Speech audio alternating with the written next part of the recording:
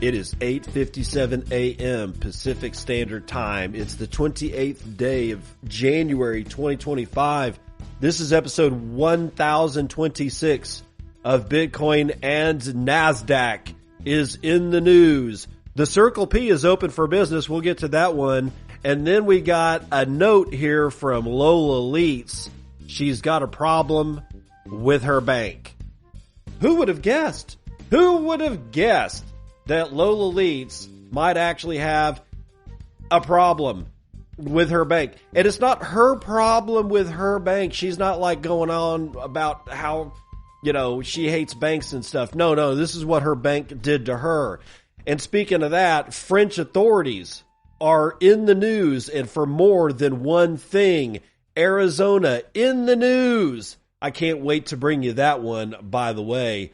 Netflix. Looks like they've pissed off Razzlekhan. You know her. At one point or another, she was the richest rapper in the world. Metaplanet is in the news, as is Petrobras. And I'm shit you not, Petrobras. All I can think of is bra. And then Albi, we got some stuff out of that, and Hive Digital are doing things. They are. So, where do we want to start? Well, we're going to start with this NASDAQ story here from Bitcoin Magazine. It's written by Mark Mason. It is NASDAQ proposes in-kind redemptions for BlackRock's Bitcoin ETF. Now, this has kind of been talked about for the last few days. Let's see what Bitcoin Magazine has to say.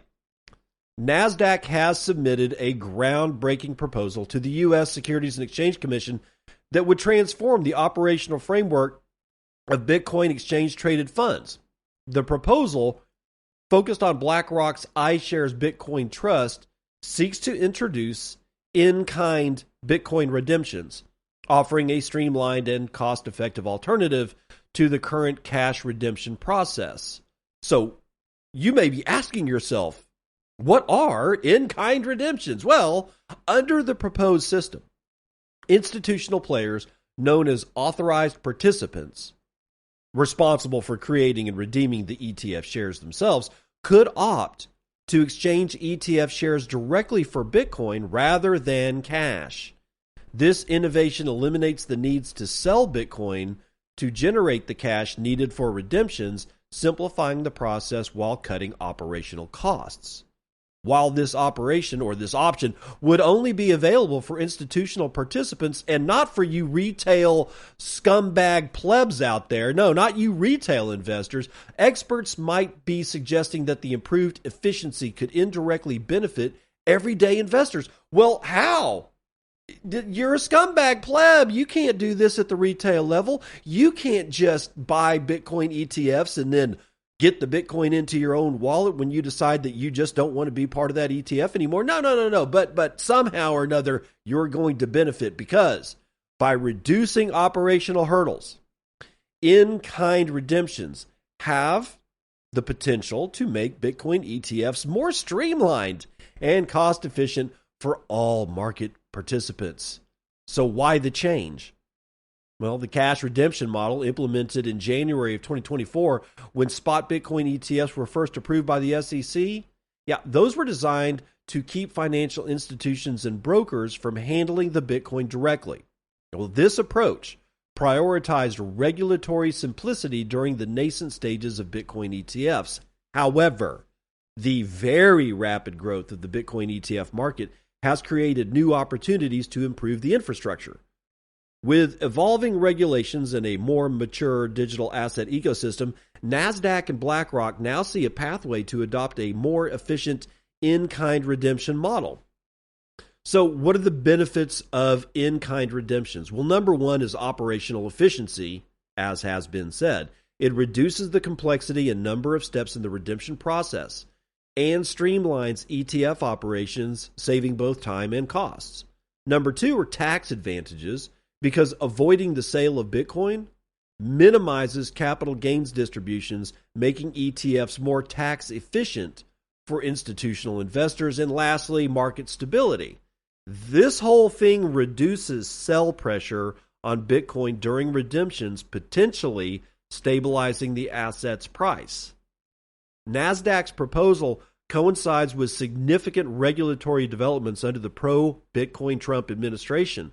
Recent policy shifts, such as the repeal of Staff Accounting Bulletin 121, have paved the way for broader cryptocurrency adoption, and the removal of SAB 121 eliminated barriers that previously discouraged banks from offering cryptocurrency custodial services, creating a more favorable environment for innovations like Nasdaq's in-kind redemption model. Since its 2024 launch, BlackRock's iShares Bitcoin ETF has emerged as a market leader with over $60 billion in inflows. The fund's consistent growth highlights institutional demand for Bitcoin investment products. Innovations like Nasdaq's in-kind redemption model could further enhance IBIT's appeal to institutional investors. So in conclusion, Nasdaq's proposal to introduce these in-kind redemptions for the Bitcoin ETF represents a pivotal moment for the Bitcoin ETF market. By simplifying redemption processes, offering tax efficiencies, and reducing the sell pressure on Bitcoin, the model stands to significantly enhance the appeal and performance of Bitcoin ETFs for institutional investors, and not you retail guys out there, because you suck.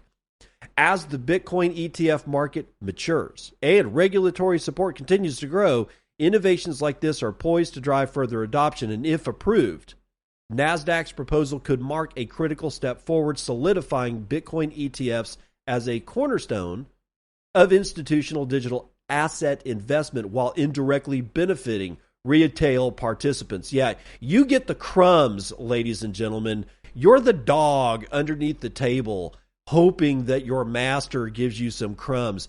What BS? Anyway, last sentence. With a favorable regulatory climate and growing institutional interest, the future of Bitcoin ETFs looks brighter than ever. All right, so there's the article. Nasdaq proposing Bitcoin ETFs, and they're not the only one. CBOE, the Chicago Board of Exchange or whatever, they are proposing the same for their particular models, or this particular model for their particular Bitcoin ETF instruments. And I'm pretty sure that those are not the spot. Those are the future, the futures. So I guess that means that if you redeem a futures contract, you don't have to actually take it in cash. Be that as it may, they're talking about these three benefits. The operational efficiency, I call BS on. I don't think, sure, yeah, they don't have to sell it for cash. So I guess in a way, but honestly, I think they're so set up for being able to do that. How hard is it? How much efficiency do you gain by not doing that? Now, the tax advantages, that's a thing. Being able to take your Bitcoin directly off the Bitcoin IBIT ETF and put it into your own wallet, if hopefully they allow that, that will actually not cause a capital gains structural problem with your taxes. And that's good. I'm all for that. Now, here's the market stability rant. Just because IBIT and their partners that, help them custody and do all the things, since they don't sell the Bitcoin directly, sure, at that particular point, there's no sell side pressure on the market. However, this begs the question, why would you buy your Bitcoin through an ETF instead of just buying it through something like Cash App or Strike? If your end goal is just to end up holding the Bitcoin, then you don't need to go through BlackRock's Bitcoin ETF. And then say, like 6 months down the road or whatever, you say, you know what, I want the Bitcoin myself. I just want an in-kind redemption for this thing. I want to hold the Bitcoin myself. Well, you don't need to do any of that. So the real question becomes, and this is for people that are really, better versed about the markets than I am to answer, is why would you want to do this? What is the other structure that I'm missing? Insofar, like, what was I able to gain out of the IBIT situation? Did I just allow the price to run up while I held the Bitcoin and I end up with more Bitcoin on the other side? Well, okay, that's fine. But again, I don't really need to do that. So there's something here that I am definitely missing as to why you want to be able to get your Bitcoin out of an ETF. Because if you just wanted the Bitcoin in the first place, you can just go buy it. And you can just go buy, well, you can go buy from lightningspore.com Cordyceps Mycelium Powder. The Circle P is open for business. And I am using Plebeian Market to find somebody to talk about this morning, and I did. It's Lightning Spore. He's on Nostr. He makes his own mushroom stuff, and in this one, he is making Cordyceps Mycelium Powder in 50-gram packs for 10,000 Satoshis. What, might you ask, is Cordyceps Mycelium Powder? Well, I'm glad that you asked. For the price of a cup of coffee a day, you could supercharge your energy with Lightning Spore's Cordyceps Mycelium Powder. This ancient mushroom magic is here to boost your stamina, endurance, and overall vibe. One scoop once a day, because you deserve to feel unstoppable without breaking the bank. And that's important. The breaking the bank thing is actually really important about this, because Cordyceps is part of a supplement that my wife takes, which is a whole bunch of different mushrooms. However, to go get like a 60 tab or 60 capsule bottle of this from Paul Stamets' outfit, I can't remember the name of it right now. Fungi Perfecti is one of his companies. He's got another one. I think it's called Myco Community. I'm not exactly sure, but it's got like 7 or 8 different mushroom powders. That thing is $75 a bottle. Actually, it's more than that for 60 tabs. It's like $80, $90 for where I buy it, which, obviously the only place that I can get it is kind of a health food store, and there's always a pretty good markup on that. But what it has done for her is let her actually not get sick all the time, like with flu, colds, minor kind of just feeling down stuff. It is a really, really good immune system booster, and Cordyceps is a major part of that. So if you are wanting to try something different, like let's say you're getting too many colds, you're maxed out on your vitamin D intake, which I highly recommend everybody take vitamin D, or, eat a lot of meat and go out in the sun, because cholesterol converts into vitamin D under UV light. Yes, that's the way this shit works. If you're maxed out on that and you're still like kind of feeling under the weather, go try Cordyceps Mycelium Powder in the 50-gram packages for a mere 10,000 Satoshis. That's like a little over $10.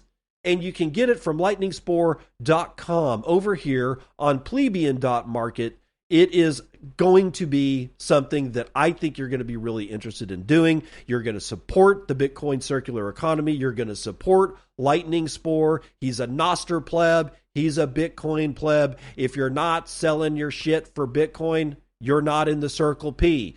And if you want more information about this particular this particular stall in plebeian.market is going to be in the show notes. It's a URL. You can just click it and go right to this particular product.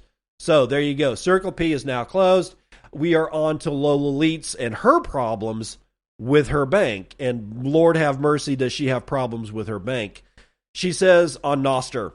And if you're not on Nostr, why? Get on Nostr. Another day, another exchange I'm suspended from. Oh, it's not a bank. It's a Bitcoin exchange. And what do we always say? Get your coins off the exchange. All of my funds are coin joined or swapped between Lightning Network and, God forbid, Monero for privacy before sending to exchanges, triggering all sorts of nonsense AML flags. The exchange I am with now is requesting proof of funds, meaning that it wants to see fiat coming into my bank account from an entity I have a business relationship with, asking me to, quote, kindly assist them in surveilling me. Except that all of my business relationships are handled in Bitcoin, meaning that it's impossible for me to show proof of fiat funds. Alternatively, the exchange says I could send them, quote, the address to which I received payment in the last year, matching the amount of money I have exchanged on their platform. Obviously, no such address exists because I create a new address for every transaction, and so should you. Additionally, much of my money comes in through donations for which I simply do not have an invoice. I could now send them every single zap I've ever received on Nostr in the past year, and for context, that would be over 250 zaps in the past week alone. Or I could move my business to Switzerland, where I can exchange up to 1,000 CHF per day, KYC free for now, which is what I'm going to do. However, since I'll be more heavily relying on peer-to-peer exchanges from now on, I'll likely have my bank account flagged for receiving weekly payments from randos on the internet, making it fairly foreseeable that I'll be losing my bank account in the coming months as well. Jesus, the hits just keep on coming. Fundamental rights violations aside, the amount of complete nonsense work and with that cost, the system creates both for the government and private institutions is absolutely astonishing. If there ever was a true bullshit job, compliance officer would no doubt be it. In time, or rather, it's time that we end the global discrimination complex inherent to the financial system in which we are all guilty until proven innocent, only to upkeep an inefficient system that is useless in preventing crime but formidable for imposing mass surveillance upon the people. So no, I will not kindly assist you in surveilling me, and if I die on this hill, until then, shill me your favorite tools to pay my bills in Bitcoin. And she gives a screenshot of this letter that she got from her exchange, and highlighted it says, "We kindly request your assistance in understanding the origin of funds for your transactions." If you have your Bitcoin on an exchange, and you've heard us time and time again tell you you need to get your Bitcoin off of the exchanges, this is exactly why we tell you that. It's not really as much that you're going to get hacked. I mean, eventually all exchanges are probably going to get hacked. But it's more about the exchange themselves rug pulling you using some kind of bullshit ability to do so because the government told me to, or some other reasoning, to take your coins or to keep you separated from your coin. So if you are an exchange user and if you're keeping your coins on an exchange, you need to get them off, whether you coin join them or not. They will find some reason, some way, somehow, somewhere, at some time to separate you from your Bitcoin. Don't let them do it, because the French have that all sewn up. And first, the French are going to go after Binance. That's right. They're investigating Binance over alleged money laundering, tax fraud, and drug trafficking, according to a report. This is M.K. Manalyov from The Block. I probably pronounced it wrong, and I apologize. French authorities have stated that they created a judicial probe investigating the crypto exchange Binance over alleged money laundering, tax fraud, drug trafficking, and other charges, and I'm sure they probably involved children at one point or another, reported Reuters on Tuesday. The probe follows France's prior investigation into Binance regarding supposed illegal canvassing of clients and money laundering, as Reuters reported back in June of 2023. The French newspaper Le Monde also wrote at the time that the country investigated Binance over purported failures in its Know Your Customer obligations in 2022. Quote, Binance is deeply disappointed to learn that Genelaco, whatever, a Paris division of the French Public Prosecutor's Office, has taken the decision to refer this matter, which is several years old, to the French judiciary for further investigation. While we do not usually comment on legal proceedings as a matter of policy, Binance fully denies the allegations and will vigorously fight any charges made against it. Binance's advances in AML and compliance have already been recognized by leading authorities, including FinCEN, the DOJ, and OFAC.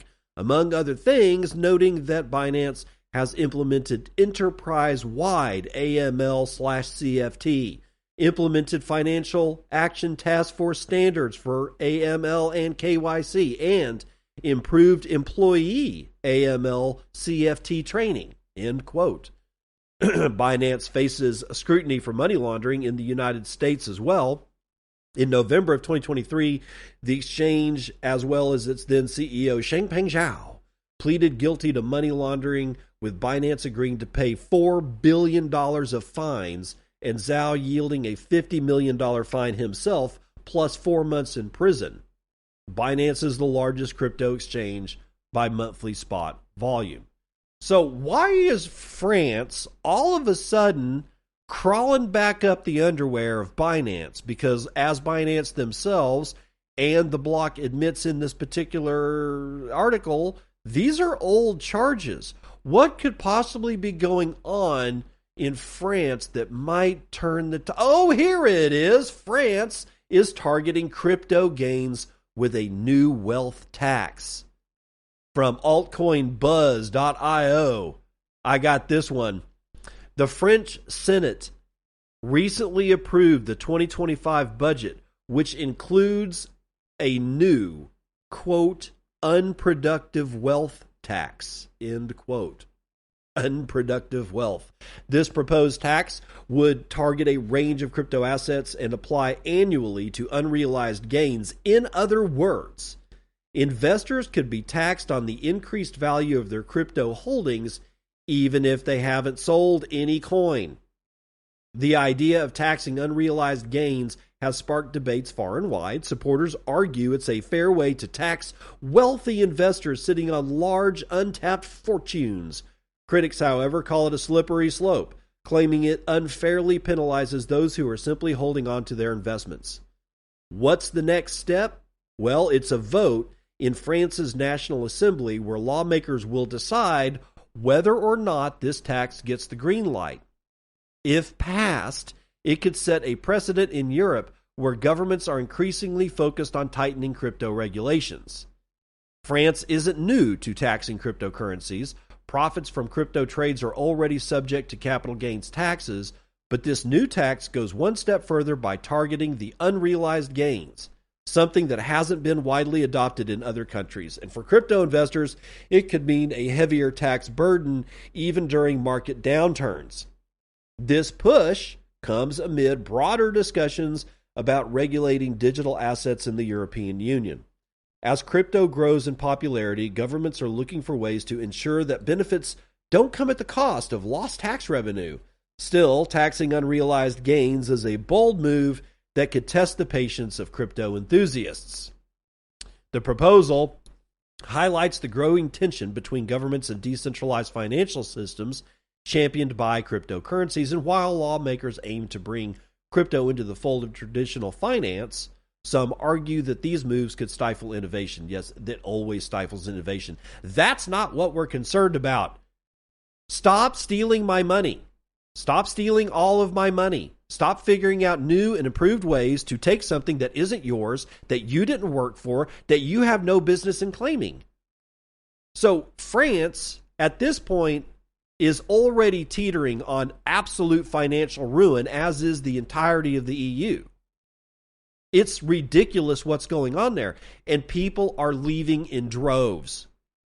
I can't remember if it was the Netherlands or Norway that introduced a wealth tax, and I don't think it was a tax on unrealized crypto gains. It was just straight up, we want a shit ton of your money, or at least the money that we know you have. Whether unrealized or not, I don't know. I'm not sure. But what it did do was cause an exodus from that country of that country's wealthy people. And when those people left, their tax base of the country itself was actually hurt. France is going to experience the same thing. All the countries that comprise the European Union are going to experience this. They're going to experience the wealthiest of them leave, and their tax base is going to get worse. And the only people that are going to get hurt are the very poorest people, because they didn't have the money to be able to leave. So since they're left, they're the ones that are going to have to take up the tax burden of all these rich people that are leaving, because these rich people had the money to get out. Do I blame the rich? No, I don't. Hey, good for you. You got rich. Good for you, man. Hats off, pal. I hope you live to a ripe old age. Please don't steal anybody's money. Other than that, have fun being rich, okay? That's fine. But when you leave, and you have every right to leave, I would leave too. For somebody not to steal my money, I would bail. It's going to leave the poorest people in the worst position. And it's, again, I'm not blaming the rich people. It's not your fault. This only has one center of blame, and that's the governmental authorities of any country that proposes or pushes or enacts anything that steals the wealth from anybody, no matter what size that wealth is. It's ridiculous and it needs to stop. And maybe Arizona has an answer. Because Arizona, the Senate, the state Senate, has already moved forward with the Bitcoin reserve legislation that they were talking about. Zoltan Varday from Cointelegraph. Arizona lawmakers have advanced a Bitcoin strategic reserve bill, which seeks to deploy the world's first cryptocurrency as a savings technology for the state. The Strategic Bitcoin Reserve Act, SB 1025, co-sponsored by Senator Wendy Rogers and Representative Jeff Winninger, was passed by the Arizona State Senate Finance Committee with 5-2 votes on January the 27th. Wow, 5-2, pretty good. 5 out of 7 said, yes, we want this. Anyway, the bill is now going to move to the Senate Rules Committee for final debate and amendments. If the Senate approves it, it would advance the bill to the State House of Representatives. The bill proposes the creation of a strategic Bitcoin reserve by the U.S. Treasury for the storage of government Bitcoin holdings, which would also allow other public funds to store their digital assets in secure, segregated accounts within the strategic Bitcoin reserve. Interesting. The bill would allow up to 10% of a government entity or public fund's capital to be invested in Bitcoin and other digital assets. It also opens the doors for pension funds to allocate resources to Bitcoin, potentially increasing public interest in cryptocurrencies. Up to 20% of Gen Z and Gen Alpha, are already open to receiving pensions in cryptocurrency, while 78% expressed greater trust in alternative retirement savings options over traditional pension funds. Arizona's decision to include Bitcoin in its financial strategy could lead to a domino effect among other states.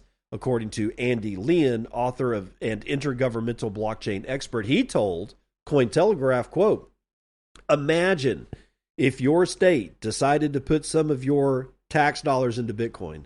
It might encourage places like Texas or Pennsylvania, where they've already been talking about similar ideas, to jump on the bandwagon even quicker, end quote.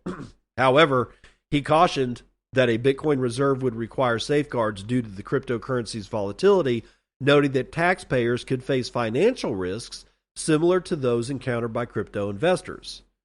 As one of the most anticipated crypto-related bills in history, the Bitcoin Act, championed by Wyoming Republican Senator Cynthia Lummis, has generated significant excitement. The nationwide approval of a Bitcoin reserve could push Bitcoin above the seven-figure mark as soon as this cycle, according to Adam Back, co-founder and CEO of Blockstream, the inventor of Hashcash, and one of the most notable cryptographers in the industry. The potential approval could lead to a rapid price appreciation. Yeah. But here's the thing. There are at least 13 other Bitcoin reserve related bills at various stages in states such as Massachusetts, Pennsylvania, Kansas, New Hampshire, Wyoming, Ohio, Utah, North Dakota, and Texas. Wow, that's a lot. Bitcoin reserve proposals are gaining support, and the success of this bill could bring in an influx of new institutional Bitcoin adoption. The regulatory expert, CEO or co-founder and CEO of Fidium, Anastasia Platikova, I think is how you pronounce it. Quote, analysts suggest that it could drive Bitcoin's price to $500,000 while attracting institutional investors like pensions and sovereign wealth funds, further legitimizing Bitcoin as an asset. Yeah, I'm not all that up on Bitcoin price predictions, depending on what happens or what occurs. I think it's dangerous to do that, and that's one of the reasons why I never make price predictions on this show. In fact, that's why we run the numbers.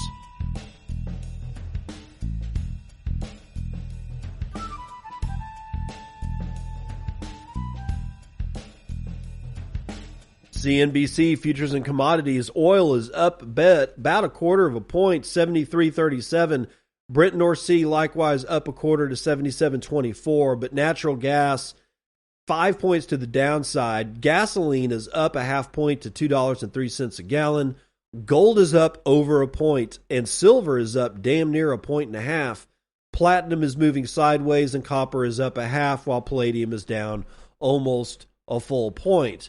Ag, what's ag doing today? Biggest winner in ag is going to be wheat. It is up 2 1/3, and the biggest loser is rough rice, down 2 1/3. Live cattle is up 1.79%. Lean hogs up 1 1/4, while feeder cattle are up just under 1 full point.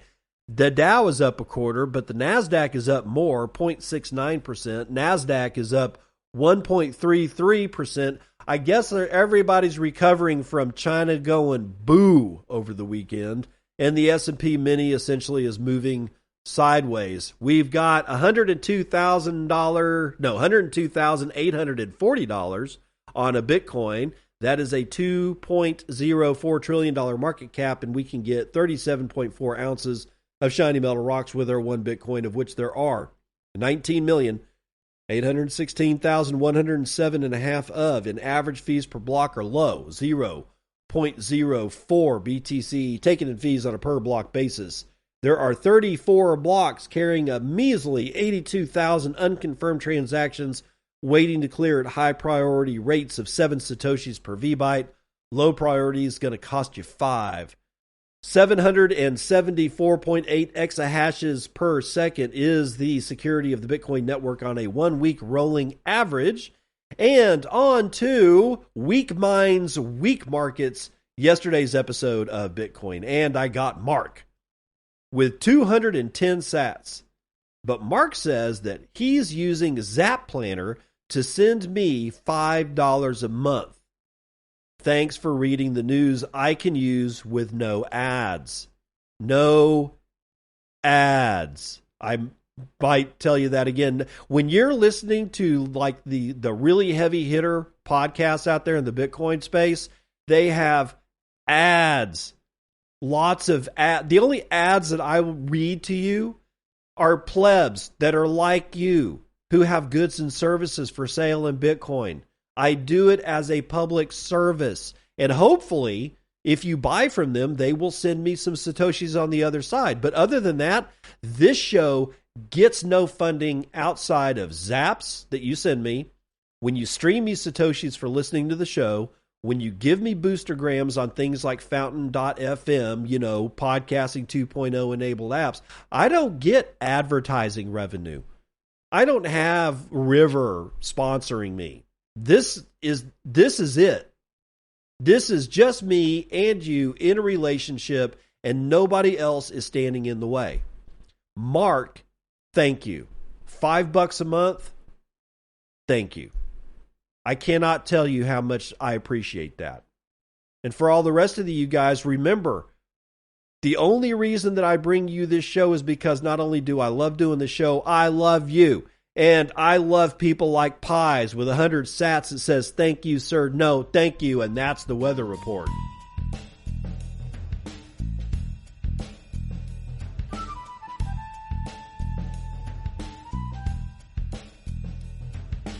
Welcome to part 2 of the news that you can use. Netflix has been hit with a cease and desist order over Bitfinex Bitcoin heist documentary. Actually, it's more of a demand. It's not really a cease and desist order. It actually says demand here from decrypt.co, written by Jason Nelson. Attorneys for Heather Razzlekhan Morgan, the rapper and social media personality, issued cease and desist letters to streaming giant Netflix on Monday concerning the documentary Biggest Heist Ever. Morgan is expected to report to federal prison February the 4th for her role in laundering funds tied to the infamous multi-billion-dollar Bitcoin heist upon which the documentary is based. The letters shared with Decrypt cited defamation and a violation of California's two-party recording laws. The production company behind the documentary, Library Films, was also named. Netflix didn't respond. In addition to defamation claims, Morgan alleges Netflix and Library Films violated the privacy of wedding attendees by filming her ceremony with husband Ilya Lichtenstein without guest consent. Quote, "We attended a wedding with no idea that we would later appear in a Netflix documentary," Morgan's attorney Serena Wu told Decrypt in an email. It's crucial to protect and uphold the privacy rights of private citizens." Well, the cease and desist letter demands that guest likenesses be immediately removed from the documentary with no further use. Attorneys warn that failure to comply with these requests may result in legal action. In a separate cease and desist letter, attorneys for Morgan point to several statements from the documentary that they say are completely false and defamatory, including claims that Morgan and Lichtenstein purchased stolen passports, debit cards, and other identity documents from the dark web. These claims have no factual basis, the letter claimed, and perpetuates the lie that Mrs. Morgan was a mastermind behind the heist. Quote, "Minimal due diligence would have revealed the falsity of your statements, including publicly available court findings that confirms that Miss Morgan was not involved in the underlying hack."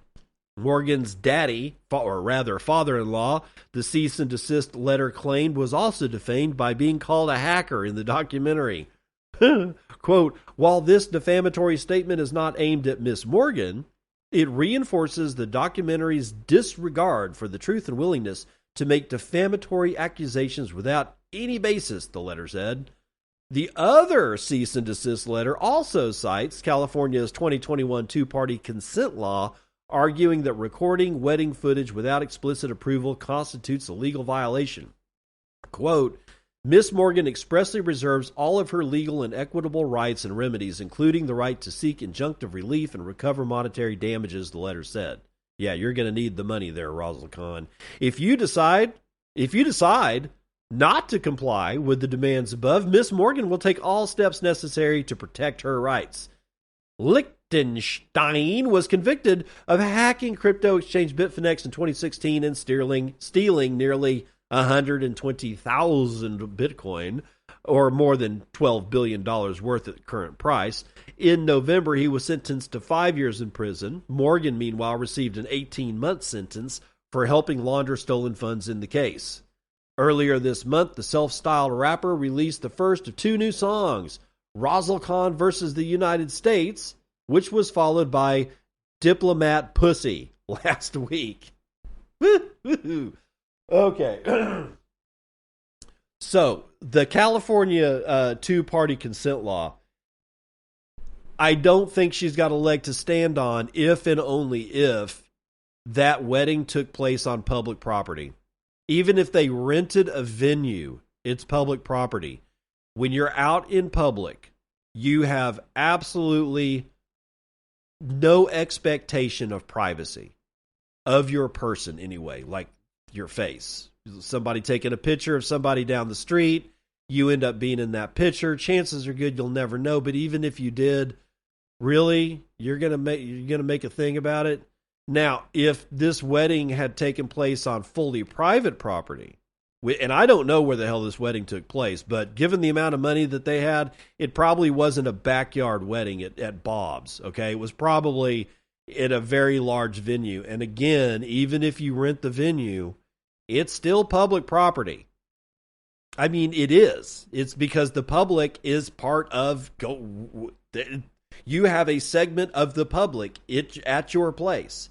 So I don't think that shit's going to hold any water. I think they just don't want this documentary to air or actually, more to the point, it's probably that Heather Morgan just wants to figure out a way to make money because she lost all the Bitcoin. Anyway, whatever. It doesn't really matter because Metaplanet is probably going to buy some more Bitcoin, maybe even Heather Morgan's Bitcoin. Metaplanet plans to raise $700 million to buy Bitcoin. Ezra Reguera, Cointelegraph. Japanese publicly traded company Metaplanet is going to raise over 116 billion yen, which is about 750 million, to fund more Bitcoin purchases. On January the 29th, actually, I think that they mean the 28th, but they say in here, on January 29th, the company issued 21 million shares of zero discount moving strike warrants. Metaplanet plans to use these shares to raise the funds needed to increase its Bitcoin holdings. The company called it the largest capital raise in Asian equity markets for buying Bitcoin. The move aligns with Metaplanet's strategy to counter the yen's declining value and solidify its position as a leader in Bitcoin adoption. The $745 million fundraising initiative marks just the first phase of Metaplanet's ambitious Bitcoin strategy. The company announced a goal to accumulate 10,000 Bitcoin by the fourth quarter of this year, which would cost over $1 billion at current prices. And by the fourth quarter of 2026, Metaplanet plans to increase those holdings to 21,000 Bitcoin, worth approximately $2.1 billion based on current market values. Metaplanet Representative Director and President Simon Gurovich said in a press release that the market recognized the company as Tokyo's preeminent Bitcoin company. Quote, our vision is to lead the Bitcoin renaissance in Japan and emerge as one of the largest corporate Bitcoin holders globally. This plan is our commitment to that future, Gurovich said. Metaplanet is currently the 15th largest corporate Bitcoin holder. All right, so they're going after yet more Bitcoin, and they're they're doing exactly what Michael Saylor said to do. Sell debt, print shares, which represent debt of your company, sell those shares, use the actual fiat cash to buy Bitcoin, and put that shit on your balance sheet so that the value of your company is tied to Bitcoin's rising price. And therefore, you will be able to pay back your debt later on down the road. It is a very simple formula. It is very simple. It doesn't mean that it will always work. I'm just saying that it is a very simple idea. And it looks like now Metaplanet is fully engaged in working that particular strategy as set forth by our friend Michael Saylor. Whether you like him or not, right now he's kind of our friend. That does not guarantee that he will remain so. So Petrobras, set to enter mining using excess gas, according to Atlas 21. And it's a Brazilian oil giant named Petrobras announcing a project to utilize excess natural gas, a byproduct of oil extraction, to power Bitcoin mining activities. And the initiative involves collaboration with academic institutions, including Universidade Petrobras and the Pontifical Catholic University of Rio de Janeiro. Petrobras Senepes Research Center will lead that project, exploring not only Bitcoin mining, but also potential blockchain applications across the company's various operations. My God, they're going to put oil on the blockchain. Well, anyway, this decision marks a step forward in Petrobras' decarbonization strategy. Oh, FFS. Sorry, that's me just trying not to be vulgar. Anyway, by converting waste gas into useful energy for mining, the company aims to reduce both energy waste and carbon emissions. Other companies such as Tech Petrol, YPF, and Plus Petrol in Argentina, along with Russia's Gazpromneft, have already adopted similar practices, recognizing the dual benefits of energy reuse and the opportunities offered by the mining sector. It ain't energy reuse. You're just actually starting to burn the gas that you don't have a pipeline set down so that you can sell it into the market. But hey, whatever. They're going to make out like bandits if they just mine Bitcoin. Anyway, Albi extension version 3.11.0 is out. It's got a card. I don't know exactly what this means because it says card for importing nostr keys. And I don't know if that means a physical card that they send you in the mail. I don't know what's going on. And let's see if they say more about it. Pending transactions for Nostr Wallet Connect and more is also included in this release. And if you did not know, Albi is a Bitcoin Lightning browser extension that connects to different wallet interfaces and brings deep Lightning integration to the web. The most recent update for the Albi extension brings several improvements and new functionalities to the Lightning browser extension. New features consist of a dedicated card, C-A-R-D, like a credit card, for importing Nostr keys, along with improvements to language support now featuring Sinhalese, Tamil, and Russian. Key fixes tackle problems with battery consumption on Reddit and Medium, and also correct a user interface bug associated with blue boxes. Furthermore, users can now monitor pending and failed transactions for Nostr Wallet Connect, enhancing transaction tracking and transparency. So I don't know what they mean by battery consumption on Reddit and Medium. I was unaware that Albi has anything to do or any connections with Medium or Reddit for that matter. So I'm going to have to look into that. But I don't know what this card is. Is it like a media card?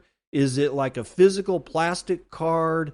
Is somebody from Albi, if you're listening, get a hold of me. Let me know what that shit's about, okay? And last up for the day, it looks like it's going to be a shorter show.